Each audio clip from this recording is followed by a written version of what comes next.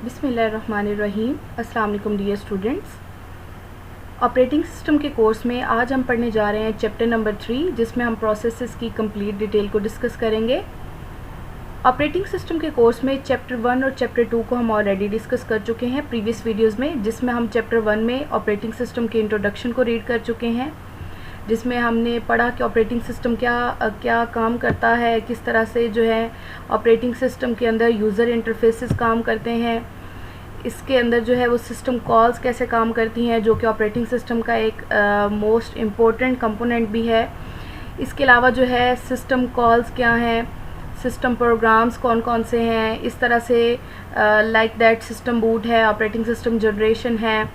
Chapter 2 में जो है हम ऑपरेटिंग सिस्टम स्ट्रक्चर्स को डिस्कस कर चुके हैं, जिसकी आउटलाइन यहाँ पे शो की गई है, आप देख सकते हैं।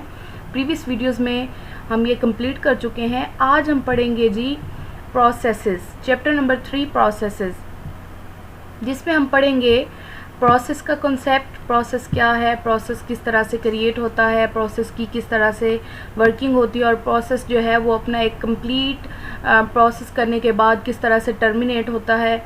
इसके बाद हम देखेंगे प्रोसेस स्केजुलिंग क्या है। थर्ड नंबर पे हम देखेंगे ऑपरेशंस ऑन प्रोसेसेस के ऊपर जो है किस तरह से ऑपरेशन परफॉर्म करवाए जाते हैं। इसके बाद हम देखेंगे inter process communication, examples of IPC systems, inter process communication system की हम एग्जांपल्स को डिस्कस करेंगे। और चैप्टर के लास्ट पे हम डिस्कस करेंगे communications in client server systems. So next पे अगर इस चैप्टर के ऑब्जेक्टिव्स को डिस्कस किया जाए तो सबसे पहले आपके पास है जी to introduce the notion of a process, a program in execution which forms the basis of all computation। Second number पे है to describe the various features of processes include scheduling, इसमें हम स्केजुलिंग को डिस्कस करेंगे, इसमें creation को भी discuss करेंगे, and termination and communication. To explore inter process communication using shared memory and message passing. Last पे हम देखेंगे to describe communication in client server system, जो मैं आपको चैप्टर की आउटलाइन में भी बता चुकी हूँ। इसके बाद है जी प्रोसेस कॉन्सेप्ट। सो यहाँ पे हम चैप्टर को स्टार्ट करते हैं। प्रोसेस का क्या कॉन्सेप्ट है, प्रोसेस किस तरह से काम करते हैं। सो प्रोसेस कॉन्सेप्ट क्या कहता है, an operating system executes a variety of programs. अच्छा जी, आपका जो ऑपरेटिंग सिस्टम है वो प्रोग्राम्स की एक वैरायटी को एग्जीक्यूट करता है, जिसमें आपके डिफरेंट प्रोग्राम्स होते हैं। अगर हम बात करें बैच सिस्टम्स की, तो बैच सिस्टम्स में जब भी कोई ऑपरेशंस परफॉर्म होता था या कोई भी हमने प्रोग्राम को एग्जीक्यूट करवाना होता था, उसको हम कहते थे, बेसिकली उस टर्म को हम कहते थे या उस ऑपरेशन को हम कहते थे जॉब्स। इसके बाद हमारे पास टाइम शेयर्ड सिस्टम्स आया। टाइम शेयर्ड सिस्टम्स में हमारा कोई भी ऑपरेशन परफॉर्म होना होता था तो उसको हम यूज़र प्रोग्राम्स या फिर टास्क कहते थे। यूनिक्स में भी अगर बात की जाए तो यूनिक्स में भी हम टास्क के नेम से जो है उसको परफॉर्म करवाते थे। अब बैच सिस्टम्स और टाइम शेयर्ड सिस्टम्स ये आपकी ऑपरेटिंग सिस्टम की टाइप्स हैं। इंशाल्लाह जल्द ही मैं इस पर भी एक ट्यूटोरियल अपलोड करूँगी। इसके बाद है जी text book uses the term job and processes almost interchangeably. अगर हम अपने इस कोर्स की बात करें और इसमें हम जिस बुक को फॉलो कर रहे हैं, जो मैंने आपके साथ ऑलरेडी शेयर कर दी है, उसमें हम जो है जॉब या फिर प्रोसेस के नाम से जो है इन दोनों को देखेंगे। प्रोसेस की डेफिनेशन क्या है, अ प्रोग्राम इन एग्जीक्यूशन। आपको मैंने ऑलरेडी बताया चैप्टर नंबर 2 में प्रोग्राम और प्रोसेस में क्या डिफरेंस है। बेसिकली एक प्रोग्राम जो है ये लाइंस ऑफ कोड होती हैं। आपका प्रोग्राम तब होता है जब वो हार्ड डिस्क पे पड़ा होता है, जब अभी तक आपने उसको एग्जीक्यूट नहीं करवाया लाइंस ऑफ कोड को, और वो आपके जो है हार्ड डिस्क पे सेव हैं, उसको हम कहते हैं जी प्रोग्राम, जो कि अभी तक एग्जीक्यूशन में नहीं है। लेकिन जब आपका प्रोग्राम जो है वो लोड होकर मेमोरी में आ जाता है तो उसको हम कहते हैं कि वो इन एग्जीक्यूशन है, और जब वो एग्जीक्यूशन में होता है तो वो प्रोसेस बन जाता है। Process execution must progress in sequential fashion. इसमें अगर मैं बात करूं, आपको पता है कि एक प्रोसेसर के पास एक ही वक्त में मल्टीपल जो प्रोसेसेस होते हैं वो वेट कर रहे होते हैं अपनी एग्जीक्यूशन के लिए, तो उनको फिर हमने एक सीक्वेंस में जो है वो परफॉर्म करवाना होता है। लेट्स सपोज आपके पास 5 प्रोसेसेस जो हैं वो एक ही टाइम पे अपनी रिक्वेस्ट को जो है वो भेज रहे हैं, तो उसमें फिर अगर P1 पहले आया है तो आपने P1 को पहले रिस्पॉन्ड करना है, अगर P2 बाद में आया है तो P2 को आप बाद में रिस्पॉन्ड करेंगे। एक प्रोसेस के मल्टीपल पार्ट्स होते हैं, इनको हम अगर डिस्कस करें तो पहला पार्ट आपका होता है जी टेक्स्ट सेक्शन का। टेक्स्ट सेक्शन में आपके प्रोसेस का प्रोग्राम कोड अवेलेबल होता है। इसके बाद जो है current activity including program counter. Next जो पार्ट है वो आपका है प्रोग्राम काउंटर का, और प्रोग्राम काउंटर में आपकी जो नेक्स्ट आपकी इंस्ट्रक्शन जो है जिसने एग्जीक्यूट होना है उसका जो है एड्रेस सेव होता है, प्रोसेसर रजिस्टर जिनको हम बोलते हैं। इसके बाद थर्ड पे है आपके पास स्टैक्स। अब स्टैक्स में आपका टेम्परेरी डाटा अवेलेबल होता है, जिसमें आप फंक्शन पैरामीटर्स की बात करते हैं, जिसमें आपके रिटर्न एड्रेसेस सेव होते हैं, और इसके बाद जो है वो लोकल वेरिएबल्स जो हैं वो सेव होते हैं। बेसिकली जो स्टैक है इसमें टेम्परेरी डाटा जो है वो सेव होता है, जो कि इन एंड आउट हो रहा होता है। इसके बाद है आपके पास प्रोसेसेस का चौथा part data section. Data section containing global variables. Basically data section में ग्लोबल वेरिएबल्स होते हैं, जैसा कि एक प्रोसेस से दूसरे प्रोसेस को कुछ डाटा पास किया जाएगा या मल्टीपल प्रोसेसेस को कुछ वैल्यूज़ देगा। हर प्रोसेस के लिए एक डाटा सेक्शन जो है वो अलग से होता है। लास्ट आपके पास जो प्रोसेस का पार्ट होता है वो है जी heap. Heap containing memory dynamically allocated during run time. आपका प्रोसेस जो है जब वो रन हो रहा होता है तो रन टाइम पे आप डायनेमिकली मेमोरी को जो है वो एलोकेट कर रहे होते हैं, उसको हम कहते हैं हीप। हीप एक तरह से जो है वो आपकी मेमोरी को कहते हैं। हीप एक मेमोरी होती है जो कि प्रोसेस को हम रन टाइम पे डायनेमिकली एलोकेट कर रहे होते हैं। इसके बाद है जी हमारे पास प्रोसेस के कॉन्सेप्ट में कि प्रोसेस जो है वो एक पैसिव एंटिटी है, जो कि ऑलरेडी मैं आपसे डिस्कस कर चुकी हूँ। प्रोग्राम एक पैसिव एंटिटी है जो कि अभी तक एग्जीक्यूशन स्टेट में नहीं है। प्रोग्राम अभी तक हार्ड डिस्क पे आपकी इंटरनल स्टोरेज पे सेव है, जिसको अभी तक हमने एग्जीक्यूशन के लिए मेमोरी में नहीं लाए, उसको हम कहते हैं जी प्रोग्राम। यहाँ पे मेंशन भी है program stored on disk executable file, जबकि आपकी जो एग्जीक्यूटेबल फाइल है वो होती है जी आपकी एक्टिव एंटिटी, जिसको हम कहते हैं प्रोसेस। अब यहाँ पे ये एक पॉइंट मैंने बार बार मेंशन किया है, इसको प्लीज़ आप नोट डाउन कर लें। प्रोग्राम एक पैसिव एंटिटी है जो कि अभी तक एग्जीक्यूशन स्टेट में नहीं है, जो आपकी इंटरनल स्टोरेज डिस्क पे सेव है। जबकि अगर प्रोसेस की बात की जाए तो प्रोसेस जो है वो एक एक्टिव एंटिटी है। जब हार्ड डिस्क से उस प्रोग्राम को लोड करवाया जाता है मेमोरी के अंदर और उसको फिर जो है वो प्रोसेसर एलोकेट किया जाता है उसकी रनिंग के लिए, तो उसको कहते हैं जी वो एक प्रोसेस है, वो अपनी एक्टिव स्टेट में है। Programme becomes process. प्रोग्राम जो है वो प्रोसेस कब बनता है? When executable file loaded into memory. ठीक है जी। इसके बाद है execution of a program started through GUI mouse clicks command line entry of its name. अब ये बहुत सिंपल सी लाइन है, वो कहता है कि एक प्रोग्राम की एग्जीक्यूशन कब स्टार्ट होगी। ऑफ कोर्स जब आप एक माउस के साथ उसको क्लिक करेंगे या आप उसके नेम से उसकी जो है वो कमांड लाइन एंट्री करेंगे तो तब उस प्रोग्राम की एग्जीक्यूशन स्टार्ट हो जाएगी। लास्ट पे हमारे पास one program can be several processes. अब यहाँ पे वो कहता है कि एक प्रोग्राम के सेवरल प्रोसेसेस हो सकते हैं। Consider multiple users executing the same programme. अब इसमें लाइक अगर मैं आपको मिसाल दूँ, एक प्रोग्राम में हमने डाटा को सॉर्ट भी करना है, उसकी रैंकिंग भी करनी है और फिर उसकी ग्रेडिंग भी करनी है। रैंकिंग से मुराद ये है कि वो चेक करेगा कि डाटा पास है या फेल।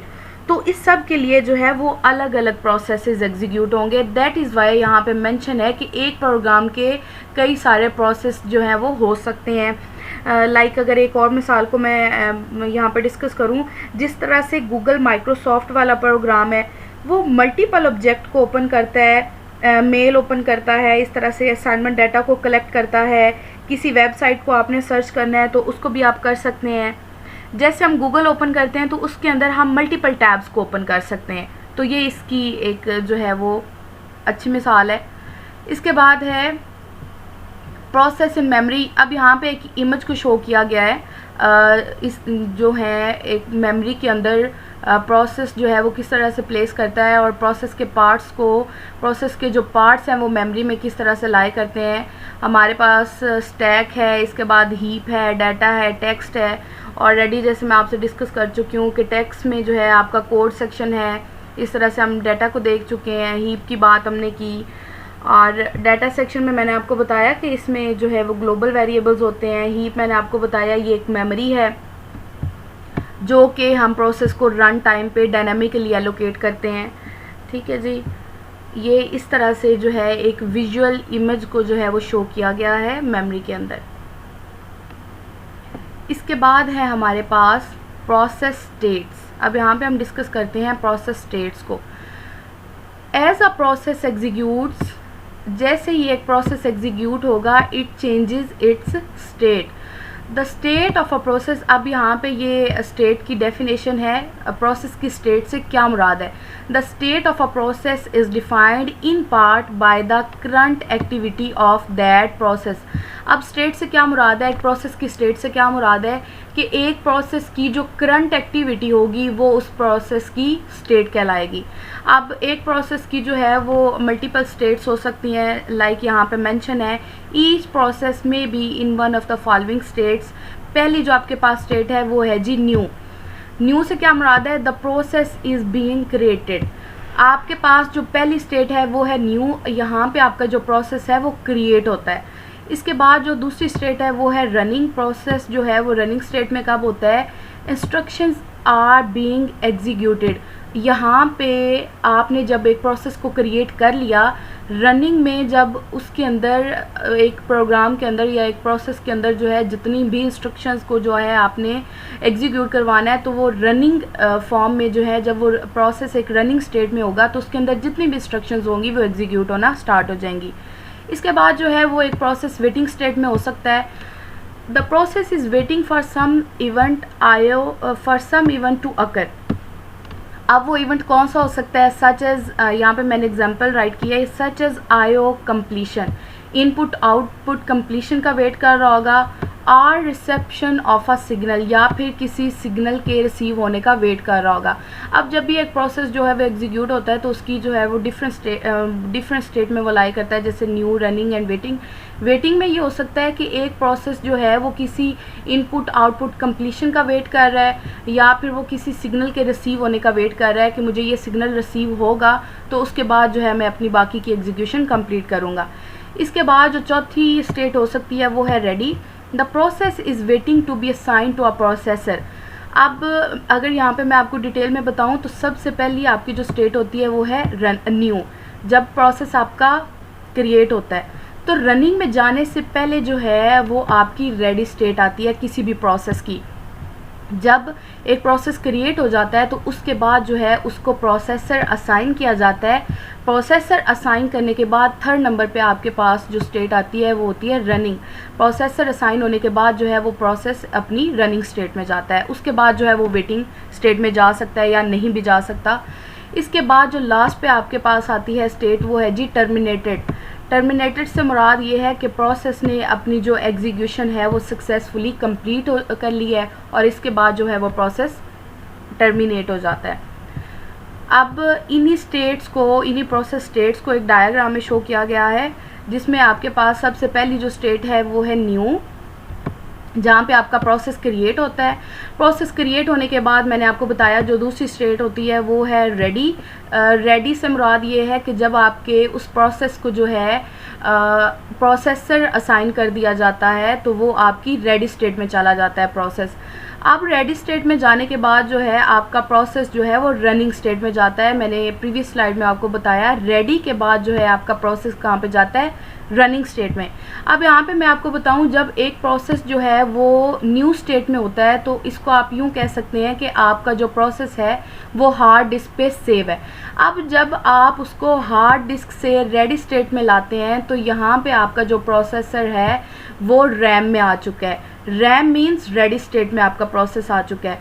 अब उस प्रोसेस को जब आप रनिंग स्टेट में, जब एक प्रोसेस जो है वो अपनी रनिंग स्टेट में आ जाएगा तो उससे मुराद ये है कि उसको प्रोसेसर जो है वो एलोकेट कर दिया गया है और अब CPU ने उसकी जो एग्जीक्यूशन है उस प्रोसेस की वो करवाना स्टार्ट कर दी है।